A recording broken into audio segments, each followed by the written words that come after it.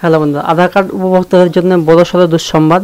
কারণ আধার কার্ডে একটা নতুন আপডেট এসছে, যেখানে এখন থেকে আর আপনি কেয়ার অফ যে অপশানটা আগে পেতেন, অ্যাড্রেস আপডেট করার সঙ্গে সঙ্গে কেয়ার অফ অপশান অর্থাৎ স্বামী অথবা বাবার নাম আপনি বসাতে পারতেন, আধার কার্ডে কারেকশন করতে পারতেন। কিন্তু এখন থেকে আর সেই স্বামী অথবা বাবার নাম আপনি কারেকশন বা বসাতে পারবেন না, কারণ কেয়ার অফ অপশানটা টোটালি রিমুভ করে দিয়েছে আধার কার্ডের তরফ থেকে। তো এটা বড় বিপদের একটা আপডেট।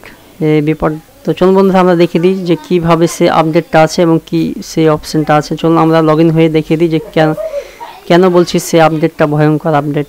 তো আমরা লগ ইন হয়ে গেছি, দেখুন আমাদের মাই আধার যে অফিসিয়াল ওয়েবসাইট, সেখানে আমরা লগ ইন হয়ে গেছি।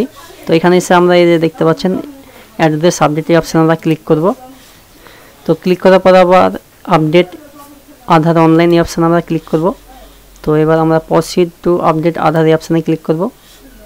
তো দেখুন বন্ধুরা, এখানে ডিটেলস টু বি আপডেট, এখানে প্রথমেই হাউস বিল্ডিং অ্যাপার্টমেন্ট এই অপশানটা আসছে, কিন্তু এর আগে প্রথমে দেখুন আমি পাশে দিয়েছি এখানে।